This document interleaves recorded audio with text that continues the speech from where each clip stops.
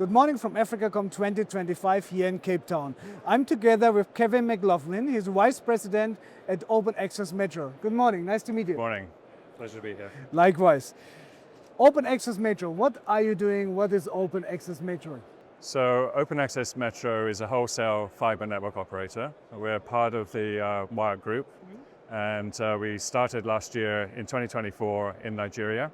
So fresh business. Fresh business for Wyre, yes, but the concept behind Open Access Metro was to really leverage all the assets that Wyre Group has. So we have metro networks, data centers, national and subsea networks, and we wanted to really change the model of how internet access is delivered to businesses and residential users in Africa.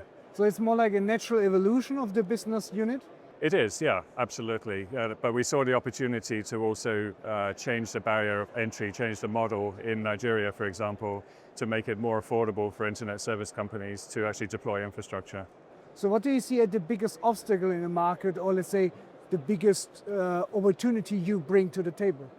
So Open Access Metro is fundamentally changing the internet model, by which I mean we have ISP partners who sign up as resellers, but they really just focus on sales and marketing. They no longer have to invest in the infrastructure, the IP transit or anything like that. We're really providing like an end-to-end solution for them that lowers the barrier to entry and then stimulates that competition. So they fully can focus on the business. They can fully focus on the business, and we take care of everything else. And there's no financial commitment for them, which was obviously something that really stifled competition in the market previously. So this can accelerate the local businesses, right? It's accelerating very quickly. So for example, in Lagos today, our existing metro network passes 3 million properties already. Yeah. So that's the basis from which we're starting. And we've connected throughout our first year over 100,000 homes now in Lagos alone. Wow. So it's really accelerating, yeah. Congratulations on that. Thank you. So when we look at Open Access Metro and the concept behind, and we look at a Pan-African perspective, what are your plans in terms of footprint and expansion? Yeah, so like I said, this year we've been focusing purely on Lagos. We already have plans to expand into other areas of Nigeria, like Abuja, Port Harcourt, and these kind of areas as well. Beyond that, we're currently doing a trial in Kinshasa, in DRC. That's already underway. We see a very big opportunity in that market, again, to help create competition and enable ISPs in the DRC. And yeah, beyond that, still early days, but we're looking to the likes of Ghana, Cote d'Ivoire, Malawi, various other countries. So you already have your long-term objectives? We have some long-term objectives. So we're working towards like a 5-year horizon at the moment, where we plan to connect, between 1.5 and 2 million homes over the next 5 years.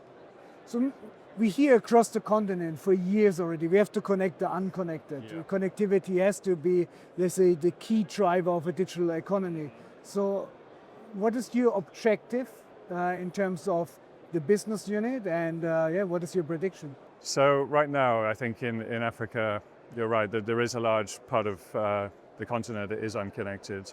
What we're trying to do here is we're bringing infrastructure that is going to be the foundation for the next 10, 20 years. Everything we're doing is ducted underground fiber, not aerial. So we're delivering that quality.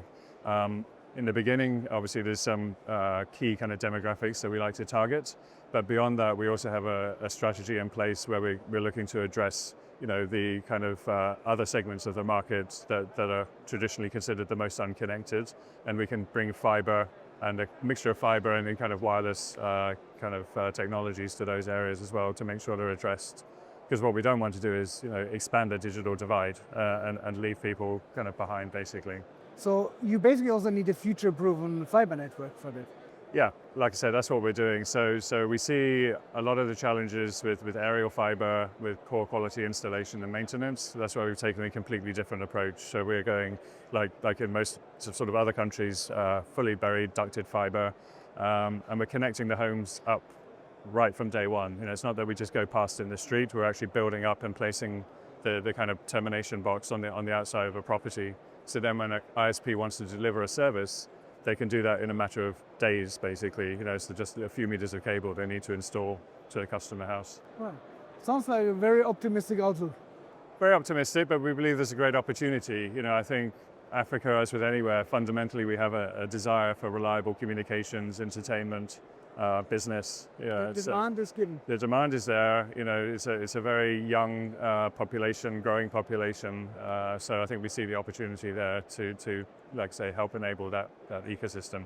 Thank you very much. Thanks for your time and the conversation. I appreciate it. Thank you. It was Tech Africa News from AfricaCom 2025. You can find more on techafricanews.com.